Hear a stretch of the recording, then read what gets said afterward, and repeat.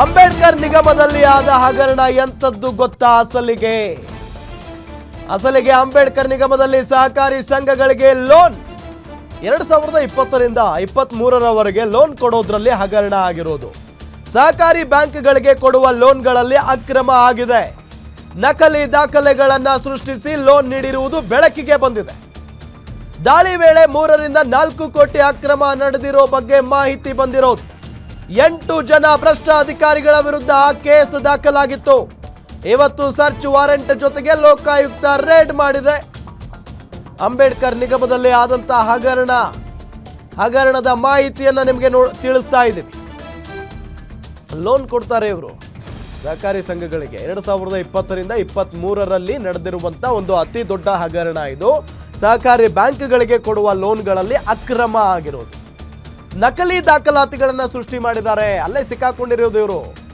ನಕಲಿ ದಾಖಲಾತಿಗಳನ್ನ ಸೃಷ್ಟಿ ಮಾಡಿರೋದ್ರಿಂದಲೇ ಸಿಕ್ಕಾಕೊಂಡಿರೋದು. ದಾಳಿ ವೇಳೆ 3-4 ಕೋಟಿ ಆಗಿದೆ ಹಗರಣ, ಭ್ರಷ್ಟಾಚಾರ ಅನ್ನೋದು ಗೊತ್ತಾಗಿದೆ. ಇವತ್ತು ಸರ್ಚ್ ವಾರೆಂಟ್ ಜೊತೆಗೆ ಲೋಕಾಯುಕ್ತ ಅಧಿಕಾರಿಗಳು ರೇಡ್ ಮಾಡಿದ್ದಾರೆ. ಸೊ ಆ ನಿಟ್ಟಿನಲ್ಲಿ ಒಬ್ಬೊಬ್ಬರ ಬಂಡವಾಳವೂ ಕೂಡ ಹೊರಗಡೆ ಬರ್ತಾ ಇದೆ. ಇವತ್ತು ಕ್ರೈಮ್ ನಂಬರ್ 58/2025 ಇದು ಕರ್ನಾಟಕ ಲೋಕಾಯುಕ್ತ ಪೊಲೀಸ್ ಸ್ಟೇಷನಲ್ಲಿ ದಾಖಲಾಗಿದೆ, ಬೆಂಗಳೂರು. ಸೊ ಈ ಸಂಬಂಧ ಅಂಡರ್ ಸೆಕ್ಷನ್ಸ್ 13(1)A ಮತ್ತು 13(2) ಆಫ್ PC ಆ್ಯಕ್ಟ್ ಮತ್ತು 409, 420 ಆಫ್ IPC ಈ ಸೆಕ್ಷನ್ಸಲ್ಲಿ ನಾವು ಕೇಸ್ ದಾಖಲೆ ಮಾಡಿದ್ದೀವಿ. ಸೊ ಇದು ಗುರುರಾಜ್ ಅನ್ನೊಬ್ಬರು ಕಂಪ್ಲೇಂಟ್ ಮೇಲೆ ನಾವು ಕೇಸ್ ದಾಖಲೆ ಮಾಡಿದ್ದೀವಿ.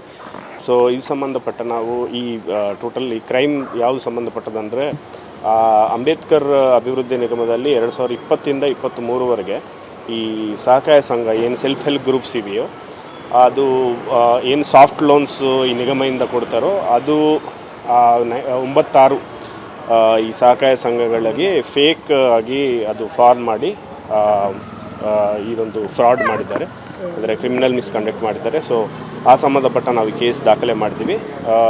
3 ಕೋಟಿ 4 ಕೋಟಿ ಮೇಲೆ ಇದು ಮನಿ ಮಿಸ್ ಹ್ಯಾಂಡಲ್ ಆಗಿದೆ. ಈ ಸಂಬಂಧಪಟ್ಟ ನಾವು ಕೇಸ್ ದಾಖಲಾದ ನಂತರ ನಾವು ವಾರೆಂಟ್ ತಗೊಂಡು, ಕೋರ್ಟಿಂದ ವಾರೆಂಟ್ ತಗೊಂಡು ಈ ಆಫೀಸಸ್ಸು ಮತ್ತು ರೆಸಿಡೆನ್ಸಸ್ಸು ಸರ್ಚ್ ಮಾಡ್ತಾಯಿದ್ವಿ.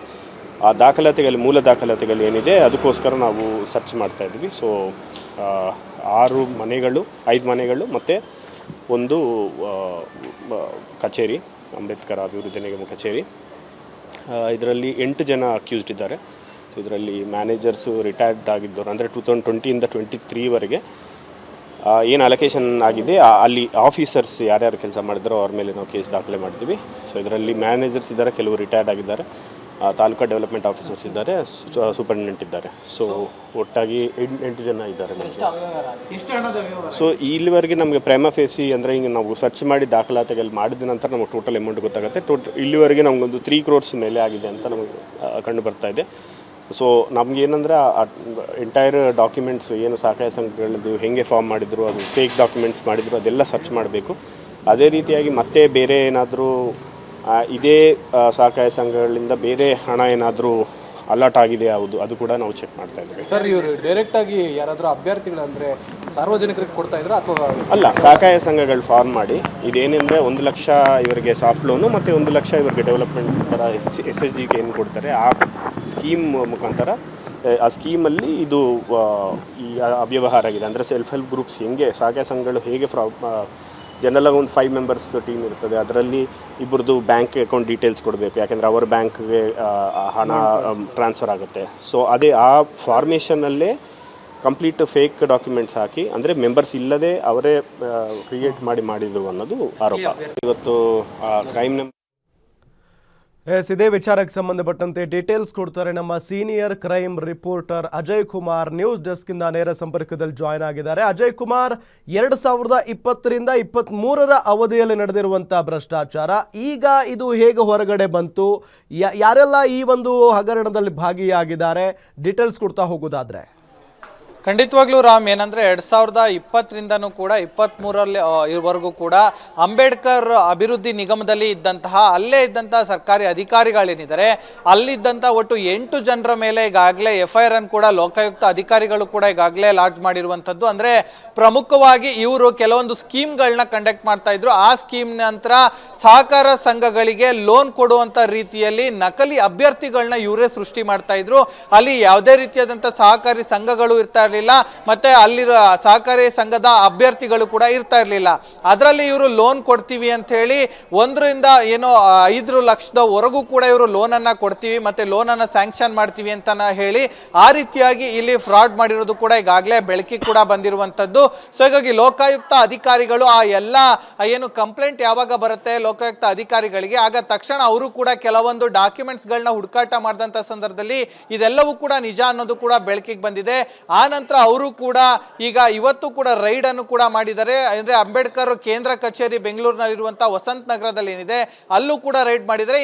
ಇನ್ನುಳಿದಂತೆ 8 ಜನ ಅಧಿಕಾರಿಗಳೇನಿದ್ದಾರೆ ಅದರಲ್ಲಿ 5 ಜನ ಅಧಿಕಾರಿಗಳು ಈಗಾಗಲೇ ಹಾಲಿ ಅಧಿಕಾರಿಗಳು ಅಂತಾನೂ ಕೂಡ ಗೊತ್ತಾಗ್ತಿದೆ. ಇನ್ನು 3 ಜನ ಅಧಿಕಾರಿಗಳಿಗಾಗಲೇ ರಿಟೈರ್ಡ್ ಆಗಿದ್ದಾರೆ. ಸೊ ಹೀಗಾಗಿ ಈಗ ಹಾಲಿ ಅಧಿಕಾರಿಗಳೇನಿದ್ದಾರೆ ಅವರ ಮನೆ ಮೇಲೂ ಕೂಡ ಈಗಾಗಲೇ ಕಂಪ್ಲೀಟ್ ಆದಂತ ರೈಡ್ ಮಾಡಿ ಅವ್ರ ಮನೆಯಲ್ಲೂ ಕೂಡ ಕೆಲವೊಂದು ದಾಖಲೆಗಳನ್ನು ಕೂಡ ಈಗಾಗಲೇ ವಶಕ್ಕೆ ಪಡ್ಕೊಂಡಿದ್ದಾರೆ ಅನ್ನೋ ಮಾಹಿತಿ ಕೂಡ ಇರುವಂತದ್ದು. ಇನ್ನು ಅಂಬೇಡ್ಕರ್ ನಿಗಮ ಕೇಂದ್ರ ಕಚೇರಿ ಏನಿದೆ ಅಲ್ಲೂ ಕೂಡ ಈಗ ಬೆಳಗ್ಗೆ 6 ಗಂಟೆಯಿಂದನೂ ಕೂಡ ಅಧಿಕಾರಿಗಳು ಬೀಡು ಬಿಟ್ಟಿದ್ದಾರೆ. ಅಲ್ಲೂ ಕೂಡ ಸಿಕ್ಕಿರುವಂತ ಎಲ್ಲಾ ದಾಖಲೆಗಳು ಮತ್ತೆ 2020ರಿಂದ 23ರವರೆಗೂ ಕೂಡ ಯಾವ್ಯಾವ ಸಹಕಾರ ಸಂಘದ ಹೆಸರಲ್ಲಿ ಇವರು ಲೋನ್ ಅನ್ನ ಕೊಟ್ಟಿದ್ದಾರೆ ಮತ್ತೆ ಯಾರ್ಯಾರಿಗೆ ಲೋನ್ ಅನ್ನ ಕೊಟ್ಟಿದ್ದಾರೆ, ಎಷ್ಟೆಷ್ಟು ಲೋನ್ ಅನ್ನ ಸ್ಯಾಂಕ್ಷನ್ ಮಾಡಿದ್ದಾರೆ, ಯಾವ ಆಧಾರದ ಮೇಲೆ ಲೋನ್ ಅನ್ನ ಕೊಟ್ಟಿದ್ದಾರೆ, ಇದರ ಜೊತೆಗೆ ಯಾವ್ಯಾವ ಡಾಕ್ಯುಮೆಂಟ್ಸ್ ಗಳನ್ನ ಇವರೆಲ್ಲರೂ ಕೂಡ ಪರಿಶೀಲನೆಯನ್ನ ಮಾಡಿದ್ದಾರೆ. ಮತ್ತೆ ಯಾವೆಲ್ಲ ಡಾಕ್ಯುಮೆಂಟ್ಸ್ ನಿಜಕ್ಕೂ ಕೂಡ ಇದೆಯಾ ಇಲ್ವಾ ಅಥವಾ ಅದೆಲ್ಲವೂ ಕೂಡ ಫೇಕ್ ಅಂತಾನು ಕೂಡ ನೋಡಿದಂತ ಸಂದರ್ಭದಲ್ಲಿ ಎಲ್ಲವೂ ಕೂಡ ಬೋಗಸ್ ಅನ್ನತ್ತಾನು ಕೂಡ ಈಗಾಗಲೇ ಗೊತ್ತಾಗಿರುವಂತದ್ದು. ಸೊ ಹೀಗಾಗಿ ಆ ಒಂದು ಆಧಾರದ ಮೇಲೂ ಕೂಡ ಈಗಾಗಲೇ ಹಿರಿಯ ಅಧಿಕಾರಿಗಳ ಮಾರ್ಗದರ್ಶನ ತಗೊಂಡು ಪ್ರತಿಯೊಂದು ಡಾಕ್ಯುಮೆಂಟ್ಸ್ ಗಳನ್ನು ಕೂಡ ಈಗಾಗಲೇ ಜಾಲಾಡುವಂತ ಕೆಲಸವನ್ನ ಲೋಕಾಯುಕ್ತ ಅಧಿಕಾರಿಗಳು ಕೂಡ ಮಾಡಿದ್ದಾರೆ. ಇನ್ನು SP ಆಗಿರುವಂತಹ ಶಿವಪ್ರಕಾಶ್ ದೇವರಾಜ್ ಅವರ ನೇತೃತ್ವದಲ್ಲೂ ಕೂಡ ಬೆಳಗ್ಗೆಯಿಂದನೂ ಕೂಡ ಸರ್ಚ್ ಮುಂದುವರೆದಿರುವಂತದ್ದು. ಇನ್ನು ಸಾಕಷ್ಟು ದಾಖಲೆಗಳು ಕೂಡ ಈಗಾಗಲೇ ಲೋಕಾಯುಕ್ತ ಅಧಿಕಾರಿಗಳು ಕೂಡ ತಮ್ಮ ವಶಕ್ಕೆ ಪಡ್ಕೊಂಡಿದ್ದಾರೆ. ಇದರ ಜೊತೆಗೆ ಅಕೌಂಟ್ ಸ್ಟೇಟ್ಮೆಂಟ್ ಇಲ್ಲಿ ಮೇಜರ್ ಆದಂತ ಪಾತ್ರವನ್ನ ವಹಿಸುತ್ತೆ. ಯಾಕಂದ್ರೆ ಚಾರ್ಜ್ ಶೀಟ್ ಮಾಡುವಂತ ಸಂದರ್ಭದಲ್ಲಿ ಕೂಡ ಅದು ಒನ್ ಆಫ್ ದ ಎವಿಡೆನ್ಸ್ ಕೂಡ ಆಗತ್ತೆ. ಸೊ ಹಾಗಾಗಿ ಪ್ರತಿಯೊಂದು ಅಕೌಂಟ್ ಅನ್ನು ಕೂಡ ಈಗಾಗಲೇ ಅಂದ್ರೆ ಅಂಬೇಡ್ಕರ್ ನಿಗಮ ಅಭಿವೃದ್ಧಿ ಏನಿದೆ ಅದು ಮೇಂಟೈನ್ ಮಾಡ್ತಾ ಇದ್ದಂತ ಅಕೌಂಟ್ಗಳೇನಿದೆ ಅದನ್ನು ಕೂಡ ಕಂಪ್ಲೀಟ್ ಆದಂತ ಮಾನಿಟೈಸ್ ಮಾಡ್ತಾ ಇದ್ದಾರೆ. ಮತ್ತೆ ಬ್ಯಾಂಕಿಗೂ ಕೂಡ ಈಗಾಗಲೇ ಲೆಟರ್ ಬರೆಯುವಂತ ಕೆಲಸಕ್ಕೂ ಮುಂದಾಗಿದ್ದಾರೆ. ಯಾಕಂದ್ರೆ ಸ್ಟೇಟ್ಮೆಂಟ್ ಬೇಕಾಗತ್ತೆ ಯಾವುದೇ ರೀತಿಯಾಗಿ ಹಣ ಟ್ರಾನ್ಸಾಕ್ಷನ್ ಆದ್ರೂ. ಸೊ ಹೀಗಾಗಿ ಕಳೆದ 3-4 ವರ್ಷಗಳಿಂದ ಆಗಿರುವಂತಹ ಸ್ಟೇಟ್ಮೆಂಟ್ ಬ್ಯಾಂಕ್ ಸ್ಟೇಟ್ಮೆಂಟ್ ಏನಿದೆ ಅದನ್ನು ಕೂಡ ತಗೊಂಡು ಈಗಾಗಲೇ ಕಂಪ್ಲೀಟ್ ಆದಂತ ಮಾಹಿತಿಯನ್ನು ಕೂಡ ಪಡ್ಕೊಳ್ತಾ ಇದ್ದಾರೆ. ಇನ್ನು ಇವತ್ತಿನ ರೈಡ್ ಕಂಪ್ಲೀಟ್ ಆದ ನಂತರದಲ್ಲಿ ಇನ್ನಷ್ಟು ಸತ್ಯಾಸತ್ಯತೆಗಳು ಮತ್ತೆ ಎಷ್ಟು ಕೋಟಿ ಇಲ್ಲಿ ನಿಜವಾಗ್ಲೂ ಆಗಿದೆ ಅನ್ನೋದು ಹೊರ ಬರಬೇಕಾಗಿದೆ ಅಂತಾನೆ ಹೇಳ್ಬೋದು. ರಾಮ್, ಅಜಯ್, ಈಗ ಒಬ್ಬರಲ್ಲ ಇಬ್ಬರಲ್ಲ ಬರೋಬ್ಬರಿ 8 ಜನ ಅಧಿಕಾರಿಗಳು ಸೇರ್ಕೊಂಡು ಮಾಡಿರುವಂತ ಭ್ರಷ್ಟಾಚಾರ ಹಗರಣ ಇದು. ಸೊ ಅವರವರ ಪಾತ್ರ ಎಷ್ಟರ ಮಟ್ಟಿಗಿದೆ ಈ ಒಂದು ಹಗರಣದಲ್ಲಿ ಅನ್ನೋದು ಹೇಗೆ ಕಂಡು ಹಿಡಿತಾರೆ? ಜೊತೆಗೆ ಈಗ 5 ಜನ ಮಾತ್ರ ಹಾಲಿ ಅಧಿಕಾರಿಗಳಿದ್ದಾರೆ, ಇನ್ನು 3 ರಿಟೈರ್ಡ್ ಆಗಿದ್ದಾರೆ ಅನ್ನೋ ಮಾಹಿತಿ ಇದೆ. ಸೊ ಅದನ್ನೆಲ್ಲ ಹೆಂಗೆ ವಿಚಾರಣೆಗೆ ಒಳಪಡಿಸ್ತಾರೆ ಅಂತ? ಖಂಡಿತವಾಗ್ಲೂ ಇಲ್ಲಿ ಯಾರ್ಯಾರು ಈಗ ಆರೋಪ ಬಂದಿದೆ ಅವರೆಲ್ಲರ ಮೇಲೂ ಕೂಡ FIR ಆಗಿದೆ. 5 ಜನ ಹಾಲಿ ಸರ್ಕಾರಿ ನೌಕರರಿದ್ರೆ, ಇನ್ನು 3 ಜನರು ಏನಿದ್ದಾರೆ ಅವರು ನಿವೃತ್ತಿಯಾಗಿದ್ದಾರೆ. ಯಾವ ರೀತಿಯಾಗಿ ಇದನ್ನ ಕಂಡುಹಿಡಿತಾರೆ ಅಂದ್ರೆ, ಯಾವಾಗ ಅಲ್ಲಿ ಸಹಕಾರ ಸಂಘಕ್ಕೆ ಲೋನ್ ಬೇಕು ಅಂತ ಹೇಳಿ ಅಪ್ಲಿಕೇಶನ್ ಬರುತ್ತೆ, ಆ ಅಪ್ಲಿಕೇಶನ್ ಬಂದಿದ್ದು ನಿಜಾನ ಮತ್ತೆ ಅದು ಎಲ್ಲಿಂದ ಬಂತು, ಮತ್ತೆ ಇದು ಬೆಂಗಳೂರಿಗೆ ಕೇಂದ್ರ ಸ್ಥಾನ ಆಗಿರೋದ್ರಿಂದ ಕೇವಲ ಇದು ಬೆಂಗಳೂರಿಗೆ ಮಾತ್ರ ಸೀಮಿತ ಆಗಿರುತ್ತೆ. ಸೊ ಹಾಗಾಗಿ ಬೆಂಗಳೂರಿನಿಂದ ಯಾವ ಸಹಕಾರ ಸಂಘದಿಂದ ಇವರಿಗೆ ಅಪ್ಲಿಕೇಶನ್ ಹೋಗಿದೆ, ರಿಕ್ವೆಸ್ಟ್ ಹೋಗಿದೆ ಅಂತ ಮೊದಲಿಗೆ ಚೆಕ್ ಮಾಡ್ತಾರೆ. ಅದಕ್ಕೆ ಪೂರಕವಾದಂತ ಡಾಕ್ಯುಮೆಂಟ್ಸ್ ಗಳು ಏನೇನು ಕೊಟ್ಟಿದ್ದಾರೆ, ಮತ್ತೆ ಆ ಸಂದರ್ಭದಲ್ಲಿ ಯಾವ ಅಧಿಕಾರಿಗಳು ಕೂಡ ಇದ್ರು, ಮತ್ತೆ ಆ ಒಂದು ಕೇಸನ್ನ ಯಾವ ಅಧಿಕಾರಿ ಅಲ್ಲಿ ಅಟೆಂಡ್ ಮಾಡಿದ್ರು, ಅವರು ಯಾವ ಆಧಾರದ ಮೇಲೆ ಇಲ್ಲಿ ಆ ಒಂದು ಲೋನ್ ಅನ್ನ ಸ್ಯಾಂಕ್ಷನ್ ಮಾಡಿದ್ದಾರೆ, ಲೋನ್ ಸ್ಯಾಂಕ್ಷನ್ ಮಾಡುವಾಗ ಯಾವ ರೀತಿಯಾದಂತ ಡಾಕ್ಯುಮೆಂಟ್ಸ್ ಗಳನ್ನ ಇವ್ರು ಪಡ್ಕೊಂಡಿದ್ದಾರೆ, ಅಲ್ಲಿ ಮಾಡಿರುವಂತ ಸೈನ್ ಗಳೇನಿರುತ್ತೆ ಅದು ಕೂಡ ಏನಾದ್ರು ಫೋರ್ಜರಿನ, ಕೊಟ್ಟಿರುವಂತ ಡಾಕ್ಯುಮೆಂಟ್ಸ್ ಫೋರ್ಜರಿ ಆಗಿದೆಯಾ, ಮತ್ತೆ ಇವರು ಬೇಕಾಬಿಟ್ಟಿಯಾಗಿ ಇಲ್ಲಿ ಹಣವನ್ನ ಕೊಟ್ಟಿದ್ದಾರೆ, ಯಾವ ಆಧಾರದ ಮೇಲೆ ಅಲ್ಲಿ ಅಷ್ಟೊಂದು ಹಣವನ್ನ ಕೊಟ್ಟಿದ್ದಾರೆ, ಆಗ ಡಾಕ್ಯುಮೆಂಟ್ಸ್ ಇಸ್ಕೊಳ್ಳುವಂತ ಸಂದರ್ಭದಲ್ಲಿ ಇವರು ಸರಿಯಾಗಿ ಮಾನಿಟೈಸ್ ಮಾಡಿಲ್ವಾ, ಹೀಗೆ ಸಾಕಷ್ಟು ವಿಚಾರಗಳು ಕೂಡ ಈಗಾಗಲೇ ಲೋಕಾಯುಕ್ತ ಅಧಿಕಾರಿಗಳ ಗಮನಕ್ಕೆ ಬಂದಿದೆ. ಸಾಕಷ್ಟು ದಾಖಲೆಗಳು ಕೂಡ ಈಗಾಗಲೇ ಅವರು ವಶಪಡಿಸಿಕೊಂಡಿದ್ದಾರೆ. ಸೊ ಹೀಗಾಗಿ ಪ್ರತಿಯೊಬ್ಬರನ್ನು ಕೂಡ ಇಂಟ್ರಾಗೇಷನ್ ಮಾಡುವಂತ ಕೆಲಸಕ್ಕೂ ಕೂಡ ಮುಂದಾಗ್ತಾರೆ. ಈಗಿರುವಂತ ಅಧಿಕಾರಿಗಳ ಗಮನಕ್ಕೆ ಏನಾದ್ರು ಇದೆಯಾ ಅನ್ನೋದ್ರ ಬಗ್ಗೆ ಕೂಡ ಈಗಾಗಲೇ ಕಂಪ್ಲೀಟ್ ಆದಂತ ಮಾಹಿತಿಯನ್ನು ಕೂಡ ಪಡ್ಕೊಳ್ತಾ ಇದ್ದಾರೆ. ಇನ್ನು ಈಗಾಗಲೇ ನಿವೃತ್ತಗೊಂಡಿರುವಂತ ಅಧಿಕಾರಿಗಳೇನಿದ್ದಾರೆ ಅವ್ರಿಗೂ ಕೂಡ ನೋಟಿಸ್ ಕೊಡುವಂತ ಕೆಲಸಕ್ಕೆ ಮುಂದಾಗ್ತಾರೆ.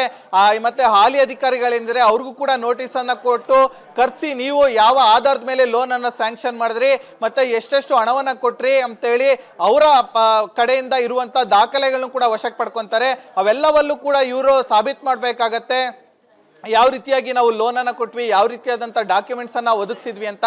ಸೊ ಹೀಗಾಗಿ ಆ ಒಂದು ಸಂದರ್ಭದಲ್ಲಿ ಇವ್ರು ಏನಾದ್ರು ಅದಕ್ಕೆ ಫೇಲ್ ಆದ್ರು ಅಂದ್ರೆ ಅದನ್ನ ಪ್ರೂವ್ ಮಾಡೋದ್ರಲ್ಲಿ ಖಂಡಿತವಾಗ್ಲೂ ಲೋಕಾಯುಕ್ತ ಅಧಿಕಾರಿಗಳು ಏನು ಕಾನೂನಾತ್ಮಕವಾಗಿ ಅವರಿಗೆ ಜೈಲು ಶಿಕ್ಷೆ ಕೊಡಿಸುವಂತ ಕೆಲಸಕ್ಕೂ ಕೂಡ ಮುಂದಾಗ್ತಾರೆ.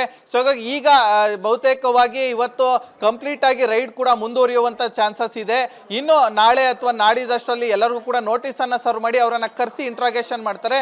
ಇಂಟ್ರಾಗೇಷನ್ ಆದ ನಂತರವೇ ಇನ್ನೂ ಸಾಕಷ್ಟು ಸತ್ಯಾಸತ್ಯತೆ ಏನಿದೆ ಅದೆಲ್ಲವೂ ಕೂಡ ಹೊರ ಬರಬೇಕಾಗಿದೆ ಅಂತಾನೆ ಹೇಳ್ಬೋದು Ram. Okay, thank you Ajay ತಮ್ಮೆಲ್ಲ ಮಾಹಿತಿಗಾಗಿ.